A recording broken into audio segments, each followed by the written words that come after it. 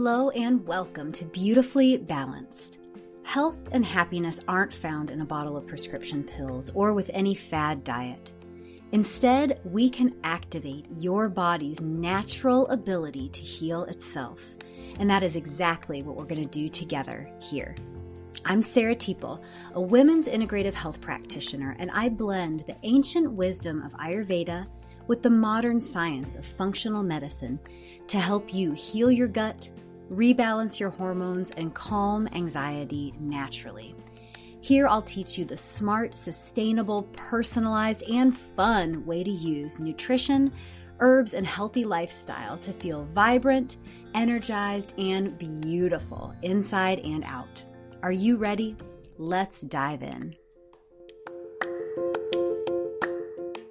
Hello and welcome to the Beautifully Balanced podcast. I'm Sarah Teeple, women's integrative health practitioner, blending together the modern science of functional medicine with the ancient wisdom of Ayurveda. And today I'm so excited to bring to you guys a really wonderful author who is one of my teachers and mentors and whose work I absolutely love. So today we have with us Kate O'Donnell. Welcome, Kate. Hi, Sarah. Thanks for having me. So for those of you out there who have not heard of Kate's work yet, it's about time you do, especially if you're working on anything hormonal or if you are alive today in a woman's body, which I know is pretty much all of you. So let me tell you a little bit about Kate, and then we're going to have a really great conversation with Kate today. So Kate is a nationally certified Ayurvedic practitioner. She's a senior yoga teacher and the author of multiple Ayurvedic books, including the Everyday Ayurveda Guide to Self-Care, the Everyday Ayurveda Cookbook, and this was the first Ayurvedic cookbook that I ever got. I love it, and for years, actually, I gave it to every one of my Beautifully Balanced clients. That's my one-on-one program, and it was just part of their welcome care package because it is such a comprehensive, simple recipes, delicious, and such just a great intro into how Ayurvedic cooking can be simple and easily done at home. So thank you for that book, Kate. It's so good. Oh, yeah. Thanks for sharing it. The more people who have it, the better. Well, it's so nice because I love having just a tangible, tactile resource to keep in my kitchen because we all know once we start looking on our phones for recipes or, pop open our laptop or looking on recipes.com for different recipes, you get lost in the vortex and then often you never end up making anything. So it's great to just have these are the trusty recipes, foods, drinks, snacks, sauces, things for every season. It's just so beautiful. And then most recently, Kate has created this amazing book. It's called Everyday Ayurveda for Women's Health. And I've also gotten this book for several clients, and it is one of my just go-to resources. I feel like this book should be on every woman's bookshelf. Kate, it's so good. I want everyone to have that book. And, it's funny when I travel and teach content related to that book, so many times I hear women say, I wish I had known this sooner, or I wish my daughter had this book. I wish my cousins had this book. And I'm seeing people gifting the book to family members, people who are getting pregnant, people who are having babies. It's a beautiful thing to watch it evolve like that. So the book, and we'll talk about this a little bit more, but kind of in a nutshell, the book really takes you through some introduction to Ayurveda, how it sees the human mind, body, and spirit, how we relate to nature. But then you dive specifically into women's health, and then furthermore, dive into each of these developmental phases because our needs are really different at different developmental times in our lives. So preconception, conception, pregnancy, postpartum, perimenopause, which is a biggie for myself and lots of my listeners. And then the longevity, menopause through old age piece. And even just reading Ayurveda's kind of unique approach to health and women's health, I feel like even understanding that is hormonally and spiritually healing in and of itself. Agree. Yeah, getting this alternate take. So we're going to dive into that, but I just want to tell you all a little bit more about Kate. She studied in India for 20 years. It's amazing. And continues to travel there annually for study. Kate's a contributor to lots of publications, including Yoga Journal, Women's Health Magazine, and NPR. She teaches trainings, cooking classes, seasonal cleanses, retreats, and online programs when she isn't practicing yoga or having a chai. And she is the founder and lead teacher at the Ayurvedic Living Institute. And we are just going to have a deep dive with Kate about hormones and Ayurveda. Does that sound good? Sounds great. All right. So I want to start off kind of generally, Kate. What drew you to Ayurveda originally? Was it yoga, how you found it, your own health issues? Just kind of tell us a little bit about that. So as soon as I kind of got to college, I managed a semester abroad in India teaching English. So I, always wanted to go there for God knows what reason. Now we know why, but yeah. I ended up getting really sick there, parasitic infections. That was a several year process. And that was how I got into Ayurveda, was trying to heal the parasites and then heal the digestive tract from the heavy antibiotic use to kill the parasites. So it was this kind of ongoing journey that was pretty intensive for about 5 years in my early 20s. And that's how I got into it. And I was just so moved by, and I would say intrinsically changed by, the Ayurveda treatment path. That's what got me into studying it. And I was always studying yoga alongside. I started that in India as well. So the two have evolved within me over this past 25 years together. And I very much am interested in and enjoy the kind of parallels between yoga and Ayurveda. And also to be aware of the differences is important too. So, the yoga world has become more and more convoluted. Yeah, kind of like a workout world. Right. Yeah. And so with Ayurveda, it's actually easier to really talk about and teach healing because there's confusion and less hubbub. I feel like my teaching path and my path as a professional has really gone down the Ayurveda road because there's just so many ways, as you know, that we can kind of be available to serve people and help people. As you mentioned, provide a perspective. I just feel like the Ayurvedic perspective on the body, health, spirituality, the mind, it all makes so much sense and is so practical and useful at this time. Yes.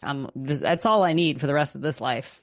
Absolutely. It feels like a homecoming, right? Like every time you get reimmersed in Ayurveda or you learn something new, or we're just coming off of the annual NAMA, National Ayurvedic Medical Association conference. And, I think so many of us, whether we're practitioners or listeners out there, people that are drawn to Ayurveda, it's like when you learn about it, even just getting a taste, even just dipping your toe in, for so many people, it just resonates in a way that nothing else has. It feels like this wisdom that you've always known somewhere in your heart that you're being reminded of.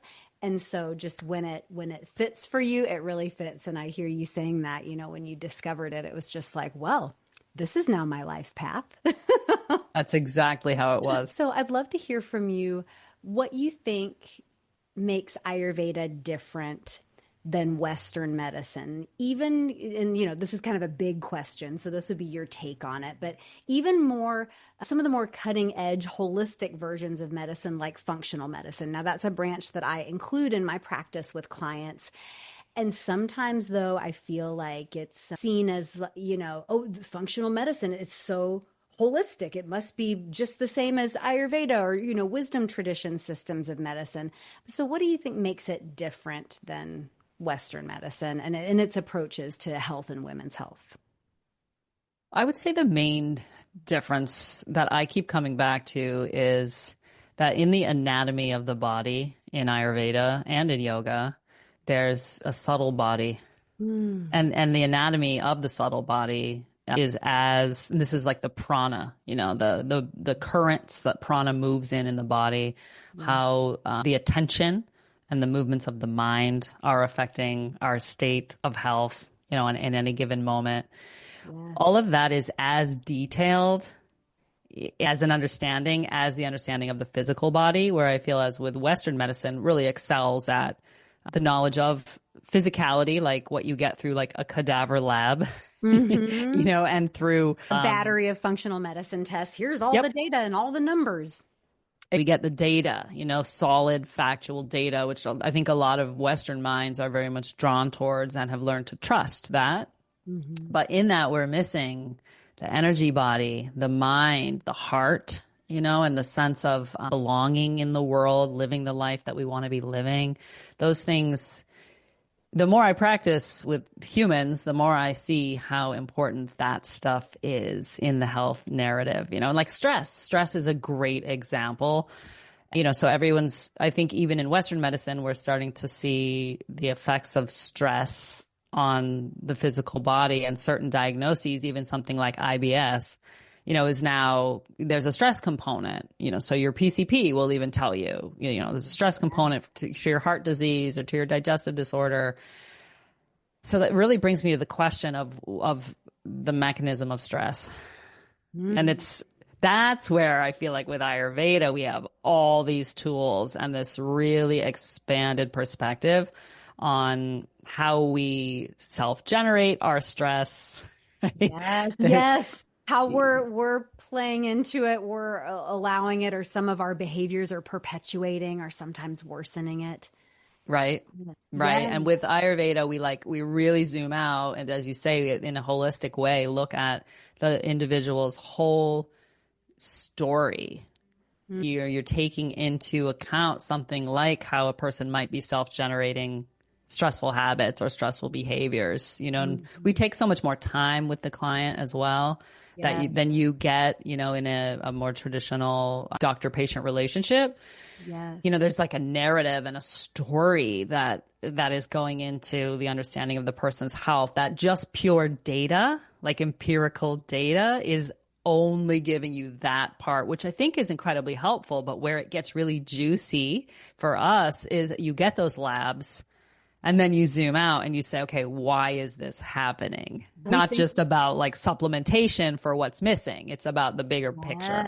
Absolutely. And that's so interesting, because it's almost sort of a thought error. We think of getting the labs and the data as, we found the root cause. Exactly. And even functional medicine says, this root cause approach. And Lord knows, I love FM. I love functional medicine aspects of it. But yeah, what's the root cause of that biochemistry being so off or so out of balance? I completely agree with what you're saying, Kate. And I find that time after time, being an integrative practitioner of Eastern and Western, that people come to me and work with me a lot for the functional medicine piece and the data, and the Ayurveda piece is what provides the real deep healing, what provides those like tectonic plate shifts that make the difference over time, and that make the difference in the way they see themselves and their body and experience themselves and their body. So yes, that is why I love bringing Ayurveda to more and more women. And obviously you do too. So good. So can you tell us, in Ayurveda, gut health, or we call it Agni, and it kind of loosely translates to our digestive fire.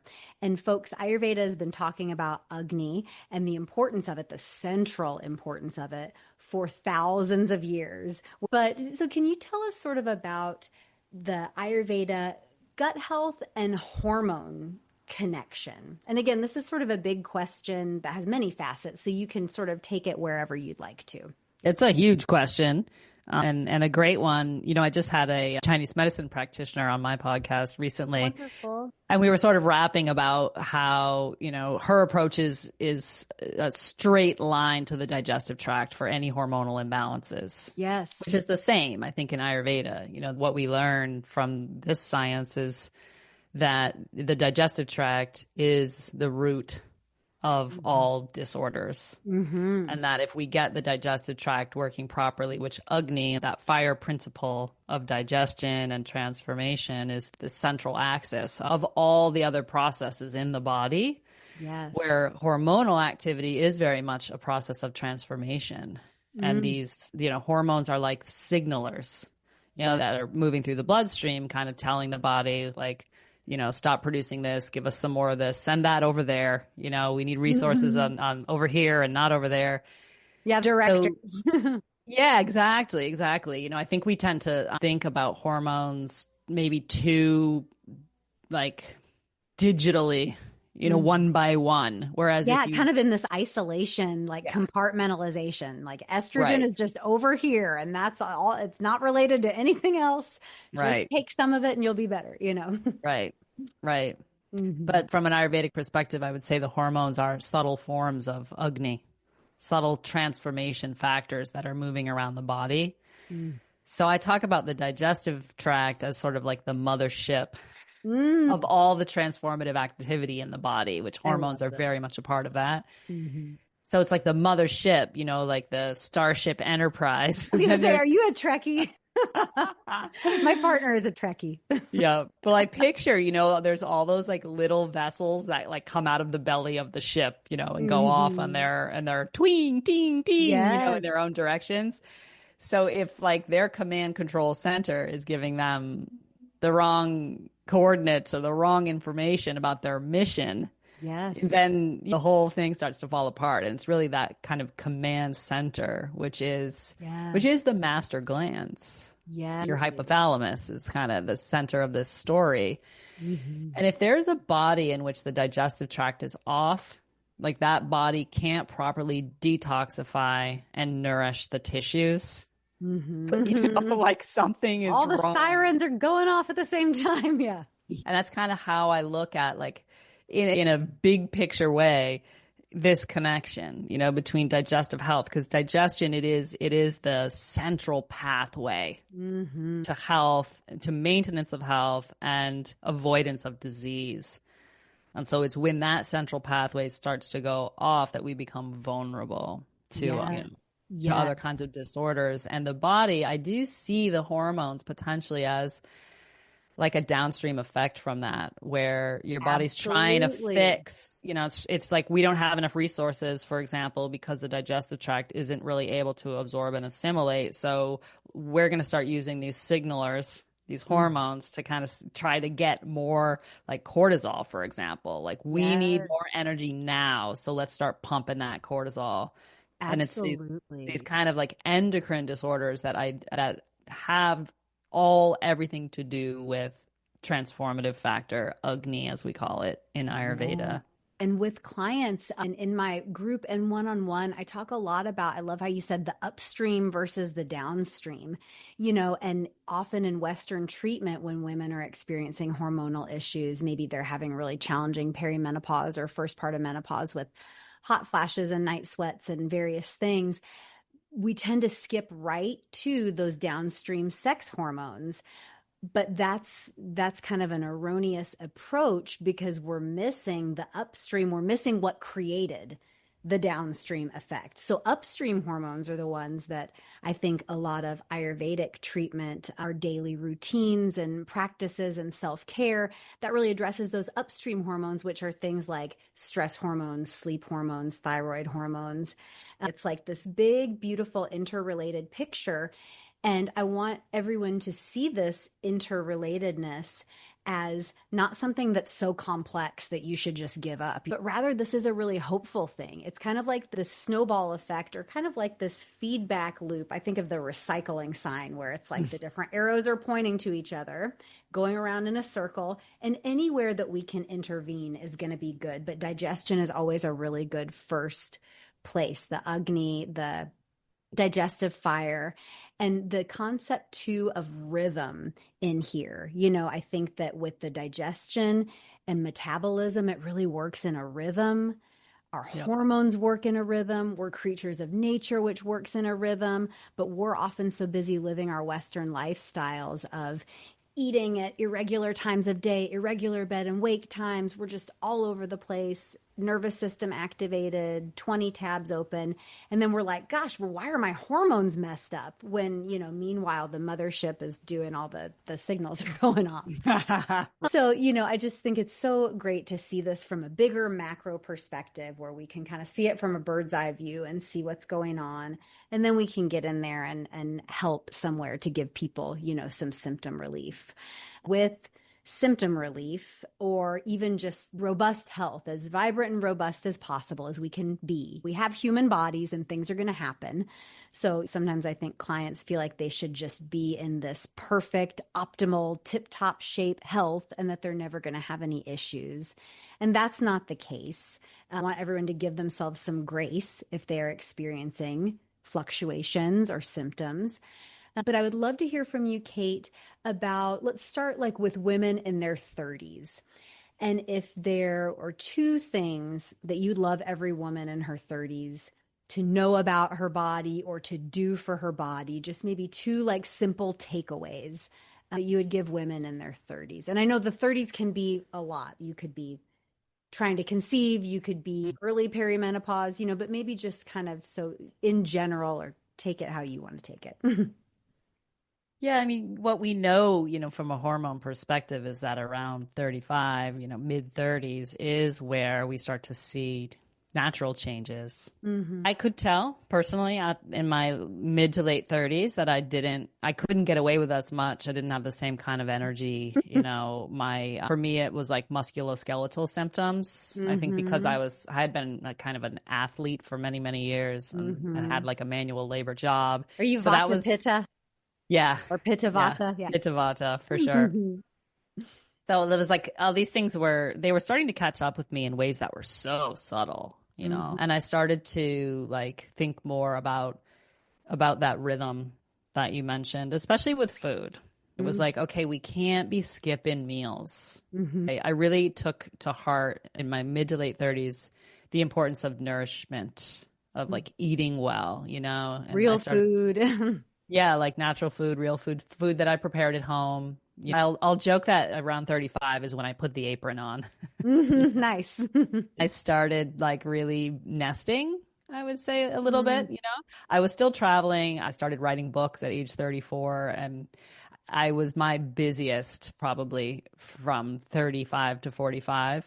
Like, I wouldn't say that I slowed down at all. It was more that I amped up. I think professionally, a lot of women really kind of like climax around mid 30s to mid 40s. Sounds like you were becoming really intentional, yes. like really intentional about even amping up and what you wanted that to look like. Yep. And knowing that I couldn't just do whatever I wanted to my body and not start to experience repercussions. So I feel like the main message I would want to send to folks in their 30s is like, it's the time to just start learning your body's signals, understanding your strengths and weaknesses, and just not from a place of like fear that everything's going to go south, because it's also, I think the second thing I would say is it's a great time for enjoyment.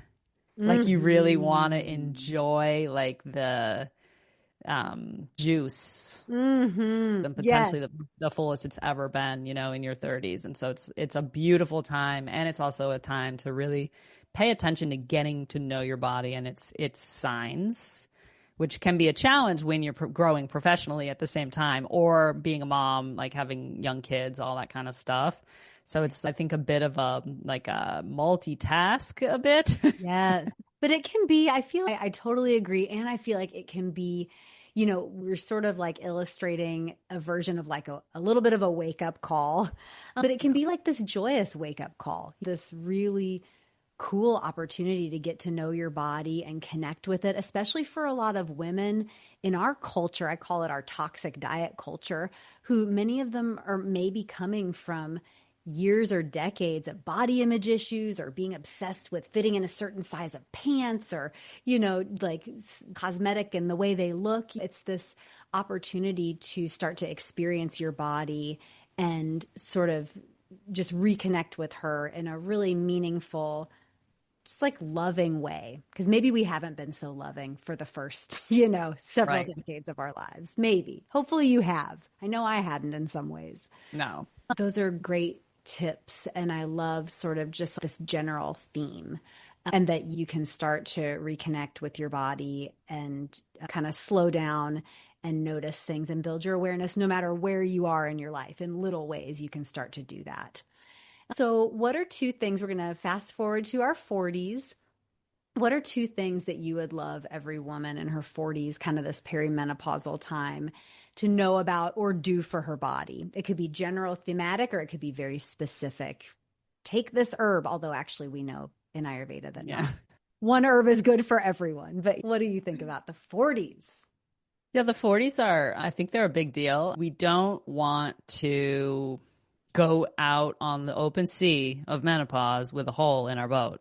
Mm-hmm. Yeah, and then you're going to spend your late 40s, early 50s just bailing out that boat. So and that's where so many women are, because I feel like this perimenopausal time of life, like just started getting the spotlight, where it's never, or even just a light shone upon it. It never really had gotten that before. Now it's kind of a buzzword, but this is good. At least we're talking about it. It's in the conversation. Yeah. And I feel like it is the time that you set yourself up for having an ideal experience in your 50s, getting the rhythms and the balance in place in your body during your 40s. One thing that I've come to is the importance of building strength, muscle tissue. Like from 44, I think I started really paying attention to that, feeling that. Yes. And I feel so much better and so much more prepared for aging with more muscle tissue. Yes, absolutely. And, even studies show that sarcopenia or muscle loss, I think really affects more women even than osteoporosis, or, those muscles are like the plaster around the bones. Exactly. So if the muscles are sound and fortified and intact, our balance is going to be better. Strength is going to be better. We're not going to have as many falls. So those dreaded breaks are not going to happen as much. Right. So building muscle. And, from an Ayurvedic lens, from an elemental lens, each phase of life, ladies, is sort of known to be connected with a different dosha. And in our younger age, when we're really building our bodies, this is a very earthy kapha time of life. And as we age, and then especially into perimenopause, menopause, we get more vata, or the air and ether elements, and that naturally depletes the kapha. It's drying us out more. It's causing a little more depletion, more catabolic activity, burning, wearing away.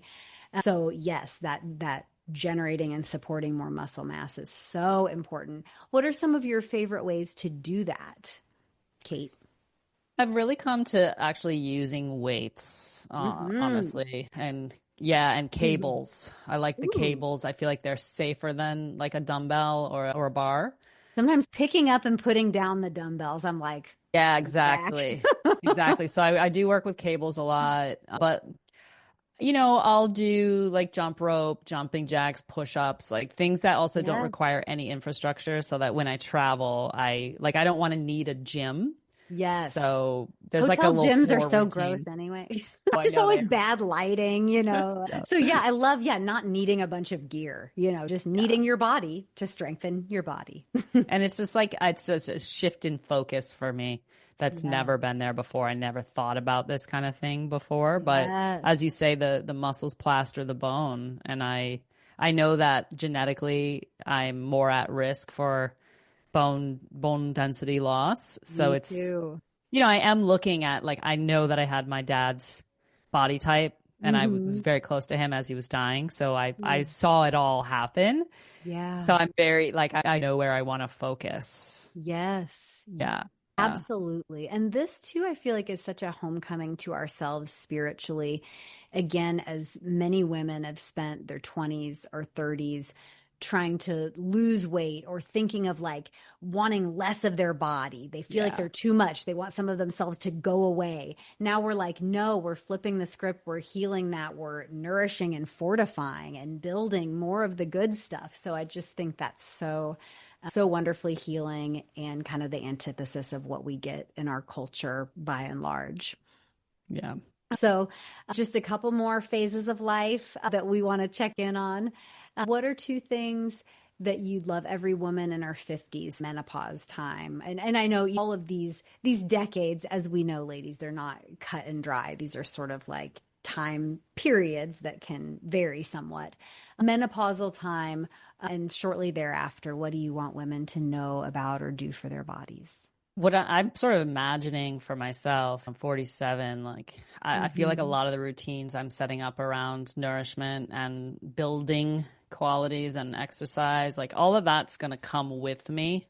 And Yeah. I know it's going to be so much easier, that I'm not starting at a deficit. So Yeah. like I definitely want to like focus on strength for folks in their early 50s, and just like Yes. staying grounded, staying strong, staying nourished. But in writing this book on women's health, I wrote through the whole life cycle of the body. Yes. And I really kept landing on the importance of digestion in menopause, because it's one thing to say nourish, nourish, nourish, ladies, What but does that mean? Yeah. are we digesting? Are we assimilating? Is that food being transformed into the tissues we want it to be transformed into? And that's all Agni, as we were talking about. So I've really landed on, this would seem counterintuitive, but I really have landed on the importance of perhaps seasonal cleansing, but routine, periodic, gentle detoxification. Yes. Yes. In order Absolutely. to set up the body for optimal digestion. Yes. And what is that, maybe in a nutshell, because this is important throughout all these decades too. What would be maybe a couple tips for people that want to do a mild seasonal detox, or just want to make sure they're detoxifying gently, somewhat regularly? What are a couple simple things we can do at home? So I definitely give you the plan in the book, right? It's like how to do it. But one of the things that I'm feeling is more and more important, and this is sort of traditional Ayurveda from the part of India where I study, but there's a lot of use of ghee. And I do believe that ghee is going to be a precursor for all of these deep tissues that we want to support in our 50s and beyond. And so again, it's one thing to say, take this fat, right? And another thing to digest that fat. So I feel like liver health and the ability to digest that fat is really important, which Ayurveda will teach a method of taking the ghee, like a spoonful on an empty stomach in the morning. Not always, but let's say a person does this for a month, every spring and every fall. You start your day with that, and it's really going to amp up that fat metabolism. And that ghee, which is, as I said, is the precursor for our bones, our reproductive tissue, our nerve tissue, all of that, the goods there are going to get transformed that much more easily into those deep tissue layers, because we're not having it with a bunch of French fries. We're having it on its own, Yeah. So I feel like that's a really nice practice to do for a month, let's say twice a year. And of course, this is the kind of thing people can meet with a practitioner like you, and you can tell them exactly how to do what to do, Yeah. But I'm really landing on, again, the importance of fat metabolism and being able to get what those deep tissues need into those tissues. For folks who don't know that much about Agni and metabolism, one thing that we're talking about here, and what makes this concept of Agni so cool and powerful, is that it's this really big concept of all these interrelated things. So in the West, we tend to kind of compartmentalize everything, and we're like, all right, here's your digestion over here. Here are your bowel movements here. Here's your metabolism. There's your microbiome way over there. Take your probiotics. But so Agni is this big concept that encompasses all of that. And what we're eating, when we're eating, temperature, timing, the attitude with which we're eating. So right now I'm in a process with my people called Gut Month. So if you haven't joined Gut Month, you can still get on Gut Month, but I'm teaching people how to eat with, I say, tact. I love acronyms. And tact stands for timing, attitude, combining, and temperature. And the reason these aspects are so important is because, like you said, Kate, we're not just what we eat, we're what we digest. And if we're not digesting well and absorbing and assimilating that wonderful food, even if you're spending all the money on organic food and the highest quality grass-fed ghee and et cetera, if we're not absorbing and assimilating that, often what's happening is we're not really metabolizing it, and that turns to what Ayurveda calls ama on our body. That can be like abdominal visceral fat. It can be gunk on the tongue, different symptoms, brain fog. But so this optimal, or at least improved digestion and metabolism isn't just about losing weight or eating the perfect diet, what the perfect nutrition label says. It's really about sort of how our body is handling what we're putting in it. And with small tweaks like, temperature, timing, we can really help our digestion and then therefore help our metabolism, help our hormones. Right. So, again, this kind of all interconnectedness, the ghee and, we call it oleation or oiling the body, and we can do it from the outside. We can do it from the inside. And Ayurveda wants you to oil everything, put oil in all your orifices. One of my favorite videos that I send clients still is a video of you, Kate, teaching about Abhyanga. Abhyanga is a very simple body oiling practice, ladies, that is so healing for the nervous system. Ayurveda sometimes refers to it as the fountain of youth, just because it is so wonderfully rejuvenating, supportive, and nourishing for the skin, the nervous system. We can use herbalized oils. So if you're interested in learning more about the Ayurvedic fountain of youth and how to do that at home, look up YouTube, Kate O'Donnell, Abhyanga. It's so good. All right. So let's move on to the older phase of life, Vata stage. This would be like 70s, 80s plus. Just that older time of life. What do you feel like are some really important things for ladies in this stage of life? Definitely that Abhyanga, that oil massage. Oiling, Yeah. yes. Yeah. And if you've never done it, you will sleep better the night that you do Abhyanga. You will sleep better, more deeply, more soundly that night than you have in a long time. It's just a wonderfully relaxing and nervous system soothing practice. Yeah. And your skin being your largest organ, it's, Yeah. I feel like it's really a vulnerable place as we get Yeah. older. We want to build up the resiliency of that organ, which oil will do that. It keeps us from drying out, which drying, this Vata time of life it's a drying process. So again, we want to eat the good oils, and metabolize them. We want to oil the ears, the scalp, the skin, and really take that to heart, how bolstering that is. And I think, one of my favorite things to visualize about this time of life is potentially like enjoying more of an inward focus. And when I say inward, I don't mean like on the self as much as I mean on like the nature and meaning of reality. Like, what is it to be in this body? What is it to be in this life? I think, and this is in the ashramas, the sort of Vedic philosophical view of a lifespan, that as we get into 60s, 70s, 80s, it's really more a time about connecting to the spiritual nature of this life and this vehicle, this body. And that's something I look forward to about that time of life, for sure. And I think maybe having more time and space, or creating time and space and allowing for time and space in life to do more spiritual growth and study, and also service. I think being of service at that time of life would be, for me, as I picture it, like sort of the pinnacle of the lifespan, is to just show up with all the life experience that we have. That's just like emanating from the body. It's not necessarily that I have to be like teaching something or sharing something, but just showing up as, an integrated human in the world, for folks who are still learning how to be integrated humans. In Kate's book, in the Everyday Ayurveda for Women's Health, you tell a little bit of a ditty about being, I forget where you were, but you were like on a retreat or somewhere where you said you were surrounded just by like elderly people.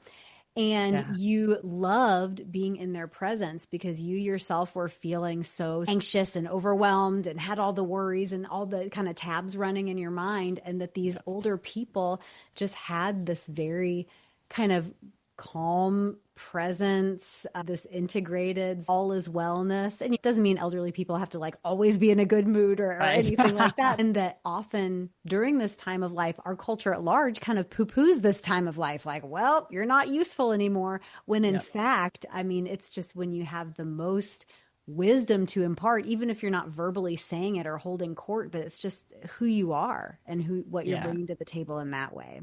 So I feel like really like learning to value that is important. I think culturally, as you say, we need to learn how to value that altogether. Yeah. But I think that in that time of life, really valuing that aspect of the self is medicine as well. Absolutely. I love it. And yeah, valuing ourselves every step of the way towards that as well, which I feel like is what we're here doing and teaching women and teaching our clients and students. Well, Kate, it has been so nice to talk to you today. Before we take off, is there anything else that you would like to add or say to our listeners? I would love people to know that I have 2 opportunities to come to India in 2027. Whoa! Yep. Tell us. I'm taking a group for Panchakarma, which is limited to 12 people. So that one's already filling up. And that's in South India, Panchakarma. Tamil Nadu or? Yeah, South India. Yeah. And then following that, we're going to move over to Mysore, and I have a 10-day nutrition and cooking training. Oh, I'm really excited about to teach that in India. So we get to learn about some of the kind of traditional foods that are mentioned. Delicious. Yeah. Do some farm visits, do some temple visits, that sort of thing. So I think this is part of my evolution right now is to be with people in these places more. Well, those sound like wonderful opportunities, and maybe I'll see you there. Sounds so great. Yeah, that's at ayurvedicliving.institute on those trips. We'll make sure to link that in the show notes. And thank you, Kate, so much for being here. Thank you to the listeners out there. Thank you for showing up for yourselves. And we will see you next time. Have a great day.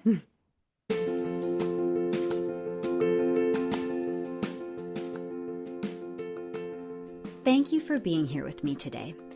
Remember, you can feel your best naturally. Just try one new thing a week that you learn here and watch your body and life transform.